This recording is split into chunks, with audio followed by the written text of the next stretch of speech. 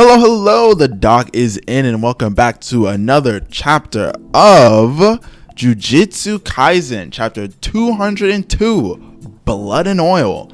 In the last chapter, basically, we get to see some of the preparations that Kenjaku does to set up his whole culling games. Apparently, he's been talking to world leaders, and we get to see him talking to the US president, and basically, he's trying to get them to work with his plan and send over troops to capture Jujutsu sorcerers, kind of offering it as like, oh, you know, curse energy is like this new energy resource that you guys can use that's clean or whatever, and all you guys gotta do is just help me out, which is that there's gonna be a thingy, you know. He basically makes it sound like he's an altruistic guy offering up this ability because he's concerned about the abilities of cursed sorcerers or whatever, right? This is not true. Obviously, we know that at the very least he has his own agenda that's going on. He doesn't really care about these governments or these world leaders or their countries in particular, but despite this, he is able to convince them to send over his troops by the end of the chapter, and we see our gang kind of going to go investigate what we presume is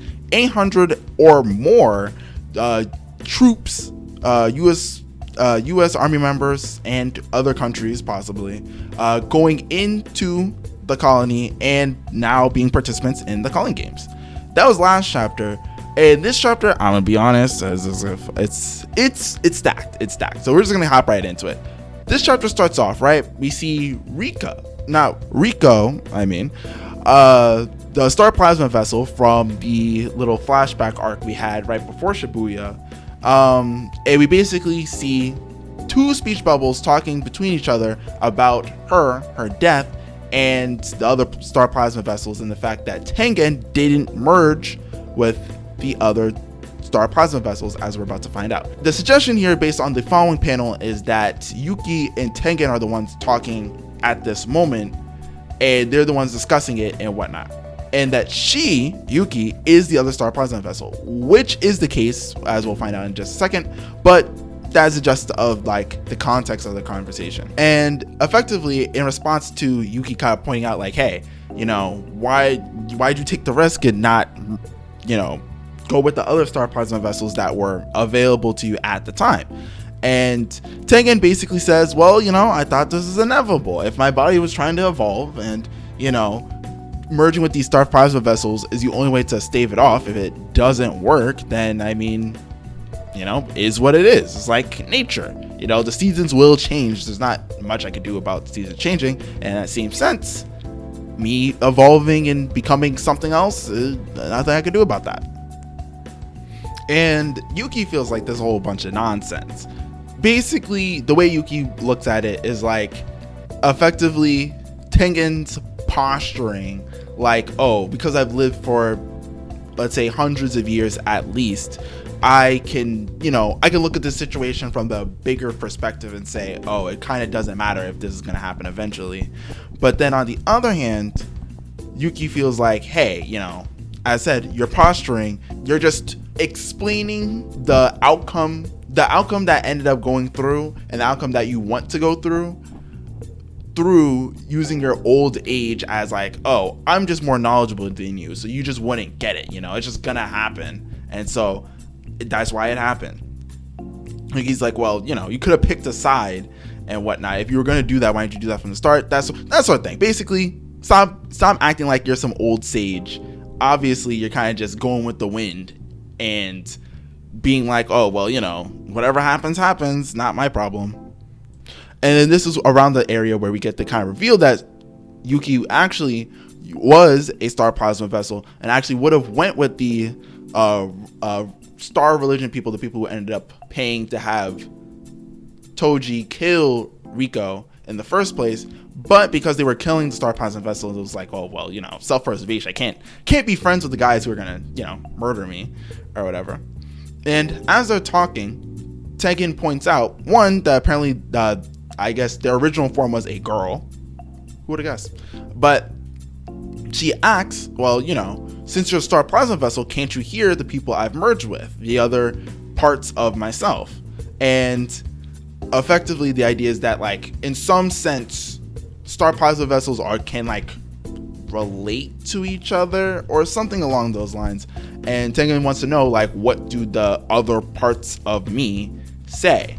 Like, can you hear what they're saying? I guess Tengen's aware that, like, their spirits or their souls or whatever are kind of like exist within it, but not like completely condensed in a sense.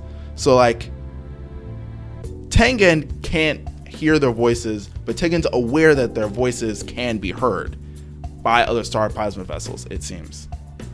And Yuki effectively refuses, saying that, well, you know, honestly, you don't care really about the star plasma vessels, and that I could tell you it, but whether it's good or bad or not, you'll just explain it as, oh, you know, my hundreds of years of life say that whether it's bad or good, it's whatever, enlightened, blah, blah, blah. Effectively, Yuki's basically saying, Tengen, you're a poser. I think you're a scammer, and I don't respect you. And as Yuki continues to kind of like tear into Tengen, verbally, of course, it ends up that Tengen says, hey, you know, I would like to talk to you longer. And then we see like these barrier cells things start breaking in the environment there. And they're talking like a tea shop kind of area. And obviously we know that's within Tengen's barriers, and there's like 100 doors, blah, blah, blah. So I guess this is one of the rooms. And then as the barrier is breaking, we see Kenjaku pull up. He breaks open the barrier and he's like, you've outlived your usefulness and can no longer hold my interest. It is effectively saying, hey, I want to kill you. And CHOSO is the first one to see him. He's hanging out in this little area. He's like, I'm not sure if this counts as interest, but I have a strange urge to kill you. And Kenjaku's like, whoa, I broke into the place. All right, where Tengen at? And CHOSO's basically like, well, the thumb looking thing, Tengen, doesn't want to see you, so here we are. And Kenjaku's like, I mean, it's what it is. I'll find him eventually. Anyway, so you're fodder, so I just, you know, murder you and whatnot. And he clarifies as he says, like, oh, I'll just kill you, not a big deal. Plus, the Culling Games has served its purpose, and the preparations are complete for the merger, and all the non-sources are put together in Japan and everything. Basically saying, hey, my plan's gone on without a hitch. Literally, it's over. This is like the last thing I need to do, which is insane, because from our perspective, coming off the Culling Games, we're like, oh yeah, we're doing a great job. You know, we're about to create the rules and everything, blah, blah, blah, blah, blah, get everybody out, etc. And Kenjaku's like, plans going on. And CHOSO's like, shit, I mean, is everybody okay? And as far as we know, to a certain degree, they are okay of the moment. And Kenjaku kind of going off his kind of face or whatever, he's kind of like, oh, well, you know, even putting that aside, once I get Tengen here, that's officially your loss, and maybe that'll destroy the country, maybe that'll destroy the world. Honestly, none of my business. I just gotta get it along with my plan. And so Kenjaku, kind of being a Machiavellian schemer, is like, you know, stereotypical bad guy. He's like, oh, well, you know, let me tell you about what are the possibilities that could happen once I complete my plan, because I'm going to complete my plan. And basically, he references Yuki's kind of speech / analysis on what Kenjaku is going to do, with the idea that effectively they're going to either what he's going to do or what she wants to do is optimize cursed energy, give everybody the ability to become a sorcerer in a sense, therefore not leaking out cursed energy, therefore not creating cursed spirits, and creating a world full of sorcerers. That is the gist of it. And he says, while Yuki wants a world without cursed spirits, I don't necessarily need that, though our ideals for like what the world we want to create are kind of similar. But then he says that's actually kind of off topic. It's not exactly the direction he was going. And so Kenjaku then kind of specifies like his previous life or whatever. And he's kind of like, oh, you know, I used to work alongside sorcerers. Then I started working alongside cursed spirits. And effectively, he wanted to create a higher level of cursed spirit / cursed energy use. That is why he tried mixing cursed spirits and humans to kind of create that like higher level or whatnot. But he kind of says like, hey, you know, you guys all came out kind of ordinary or exactly as predicted. Like, you guys didn't like break my mind in terms of what you guys were gonna do. And Chozo kind of takes offense. He's like, oh, don't ever talk about my brothers like that. And Kenjaku's like, yeah, whatever. Anyway, if I'm able to get Tengen, effectively, she'll turn into more of a cursed spirit then rather than a human, and start absorbing all the non-cursed, non-jujutsu sorcerers around in the colonies, and absorbing hundreds of millions of people, right, will create a large focus of cursed energy, and similar to the Uzumaki technique that Geto has, maybe extract something special beyond just a high density of cursed energy, and create some weird abomination thing, which he details as this weird centipede creature thing or whatever. And he says, like, I don't even know what it's gonna come out looking like, but I mean, I'm excited just to see what's gonna happen. And so that's effectively Kenjaku's plan. That's Kenjaku's end goal. We just found it out. Big news. And Chozo kind of says, after hearing all this, he's like, well, what is the point of all this? Like, what are you getting out of all this stuff? Like, you're saying you would do all these things, right? Possibly destroy the world. For what? And Kenjaku, in full scientist fashion, is just like, oh, I'm just fascinated. I just think it would look cool. I just want to see what's gonna happen. And when Chozo kind of questions it, he's like, well, what if this comes out as being like just some laughable, funny face clown thing and effectively nothing? He's like, I'll just laugh. I mean, I just want to see what's gonna happen. And then Chozo goes on the attack. And so Kenjaku and Chozo are probably gonna fight. Kenjaku's already said that he feels like he'd probably be fodder. So I mean, where that's gonna go, I don't know. But yeah, that's the end of the chapter. And yeah, stacked. So first part of the chapter, interesting. So Yuki's a previous star plasma vessel. Obviously, they don't really combine people with Tengen anymore. But Yuki is a star plasma vessel, and effectively feels like Tengen in previous times when there were the star plasma vessels and they were merging, was kind of taking a unnecessary risk and explaining it as their deeper wisdom as to why they decided to make that decision, which could be true. It's a matter of perspective, and Tengen doesn't really do too much pushback. It kind of gives their perspective and then lets Yuki kind of say what they want to say, and then changes topic to the other plasma vessels that were already merged. Those people, interesting, where they have like this idea that, oh, they're speaking, that other star plasma vessels who had the potential to merge with Tengen can kind of hear those outliers within Tengen. What they might be saying, I mean, it might not be important, but it's definitely something interesting. It's obviously pointed out, so there's probably something to that. But what it is, we don't know, and Yuki has no intentions of telling Tengen. But we might find it out once we get like alone time with Yuki. But for right now, it seems like they've separated, and likely Chozo and Yuki will be facing off against Kenjaku, and Yuki will be meeting up with Chozo soon, mid-fight, and or maybe towards the tail end of their fight, depending on how long Chozo lasts. Going on from there, Kenjaku busts in, right? Sensible. It seems like, based on his wording, he literally has just this last step left for his plan. Once he gets Tengen, that's it.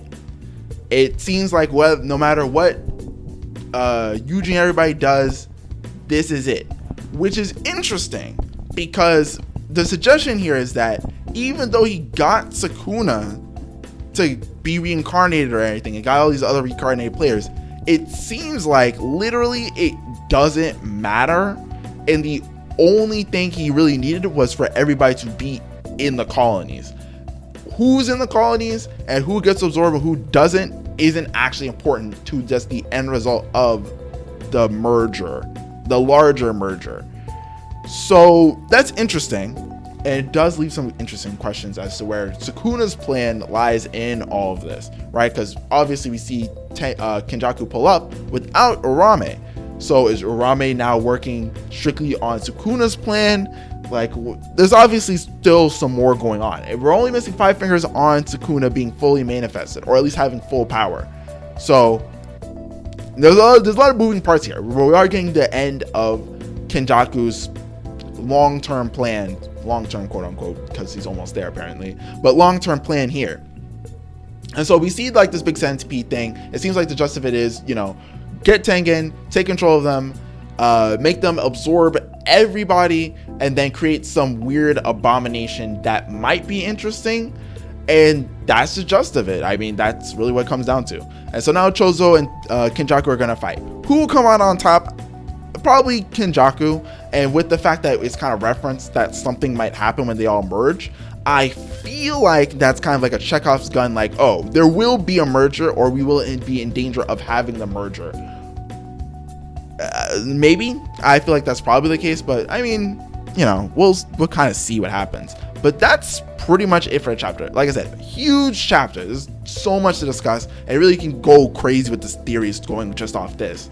And not only that, but you can kind of take this even further, like I mentioned, with like Sukuna and everybody else who's actually in the Culling Games, and what their individual plans could be going off of Kenjaku's plans. But no matter, if you like the video, leave a like. If you dislike the video, leave a dislike. Comment. What do you think is going to happen in the next chapter? Do you think we're going to cut back to the group? We're going to see CHOSO and Kenjaku fight? Or do you think we're going to see CHOSO, Yuki, and Kenjaku fight?